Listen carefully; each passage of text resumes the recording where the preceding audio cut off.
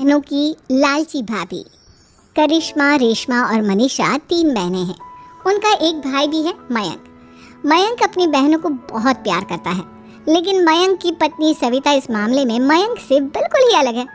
वो अपनी ननदों का जितना बुरा कर सकती है उतना बुरा करती ही रहती है और अपनी ननदों पर हुक्म भी चलाती है। करिश्मा, करिश्मा, तुमने अभी तक नाश्ता नहीं बनाया? तुम्हारे भैया को ऑफिस जाने में देर हो रही है। हाँ भाभी, बस अभी बनाती हूँ। करिश्मा, तुम ये ढीलापन छोड़ दो। कल को पराए घर जाना है। वहाँ अगर तुम इस तरह से काम करोगी तो लोग क्या कहेंगे कि माँ ने और भाभी ने कुछ सिखाया नहीं। और तुम्हारी दोनों बहनें कहाँ हैं? रेशमा मार्केट गई है और मनीषा सो रही है। क्या? सुबह के 8 बज रहे हैं और ये महारानी अभी भी सो रही है? ये कहते हुए सविता अपनी सास दुर्गा देवी के पास जाती है। माँ जी, देख रही हो अपनी बेटियों के तौर तरीके? क्या हुआ बहू, सुबह सुबह क्या कर दिया मेरी बेटियों ने?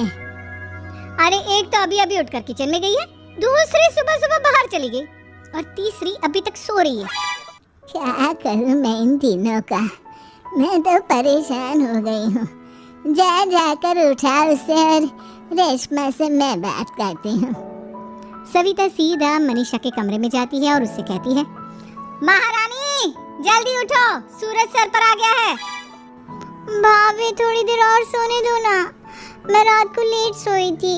वो क्या है ना, यूनिट टेस्ट चल रहे हैं। शराफत से उठती है या नहीं, या फिर पानी की भरी बाल्टी डालूं तेरे ऊपर? नहीं नहीं भाभी, मुझे बिस्तर में नहीं नहाना, उठती हूँ मैं। मनीषा जल्दी से उठकर बाथरूम में चली जाती है। सभी आराम से बैठकर नाश्ता कर रहे होते कि तभी रेशमा बाजार से हाथ में सामान लिए आ जाती है। रेशमा को देखते ही सविता उस पर बरस पड़ती है। लो, आ गई महारानी। ऐसा भी क्या सामान लाना था जो सुबह आंख मलते ही बाजार की तरफ रवाना हो गई? भाभी, कल आप ही तो चीख रही थी कि घर का सारा सामान मुझे ही लाना पड़ता है, घर में किसी को भी किसी काम से कोई लेना देना नहीं है। अब मैं बाजार जाकर सामान ले आई तो आपको इस बात से भी तकलीफ हो रही है? देख रही हो माँ जी, अपनी बेटी की जुबान कैंची से भी तेज चलती है। और मयंक, आप तो कुछ कहेंगे नहीं अपनी लाडली बहन को? रेशमा, अपनी भाभी से ऐसे बात नहीं करते। चलो माफी मांगो। भैया, मैं क्यों माफी मांगू? आप भाभी से बोलिए ना कि हम पर कम हुक्म चलाया करे। हम इस घर की बेटियां हैं और आपकी पत्नी की ननद है, नौकरानी नहीं। लो कर लो बात। इनकी भलाई के लिए कुछ भी बोलो तो इन्हें बुरा लग जाता है। इस घर में यही इज्जत है मेरी। देख लो माँ जी, आपकी बेटी किस लहजे में मुझसे बात कर रही है। सविता वहाँ से चली जाती है। मयंक को बहुत गुस्सा आता है, वो भी वहाँ से चला जाता है। फिर करिश्मा रेशमा को समझाती है, रेशमा, तुम्हें भाभी से माफी मांग लेनी चाहिए थी ना। लेकिन दीदी, मैंने कुछ किया ही नहीं, तो मैं माफी क्यों मांगू?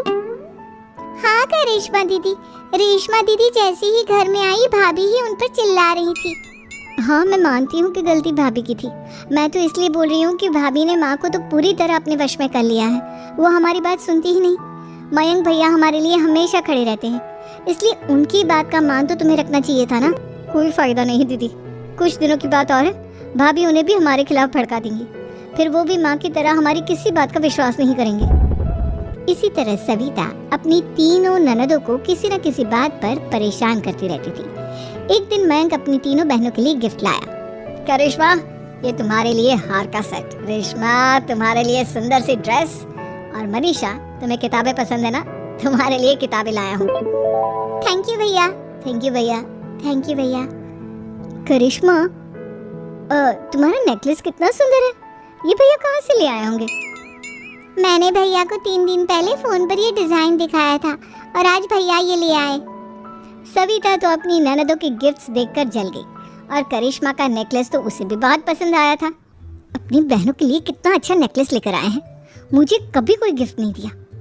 मैं आज ही ये हार चुरा लूंगी। रात में सविता करिश्मा का हार चुरा लेती है और इसी तरह उसे अपनी ननदों की जो भी चीज़ अच्छी लगती वो उसे मांगती नहीं, बल्कि रात के अंधेरे में चुरा लेती। इसी तरह दिन बीतते गए और सविता ने मयंक के दिल में भी उसकी बहनों के लिए नफरत पैदा कर दी।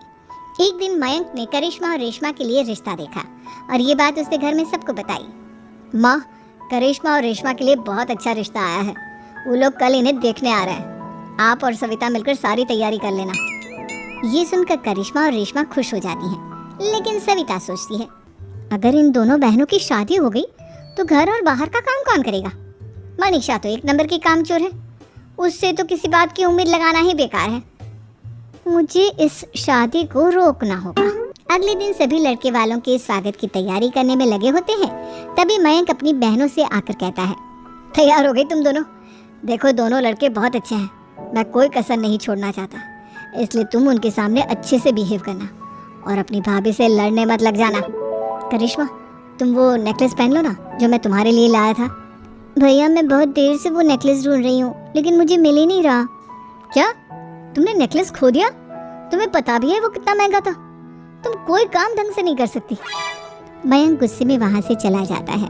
थोड़ी देर बाद लड़के वाले भी आ जाते हैं। वो दोनों बहनों को पसंद कर लेते हैं और रिश्ता पक्का हो जाता है। लेकिन सविता के दिमाग में तो कुछ और ही खिचड़ी पक रही थी। वो पंडित जी के पास करिश्मा की कुंडली लेकर जाती है और उन्हें पैसे देकर करिश्मा की कुंडली बदलवा देती है। जब लड़के वालों के पास करिश्मा की कुंडली जाती है तो वो दुर्गा को फोन करते हैं। बहन जी, हमने करिश्मा की कुंडली अपने पंडित जी को दिखाई थी। आपकी बेटी की कुंडली नहीं बल्कि दोषों का पिटारा है। देखिए, मैं और मेरे पति इन सब बातों में बहुत विश्वास करते हैं, इसलिए हम आपकी बेटी से अपने बेटे की शादी नहीं करा सकते। इस तरह करिश्मा का रिश्ता टूट जाता है और सभी घर वालों को बहुत दुख होता है। अब कविता सोचती है, चलो करिश्मा का तो रिश्ता टूट गया, अब रेशमा का भी रिश्ता तोड़ना है। क्या करूं?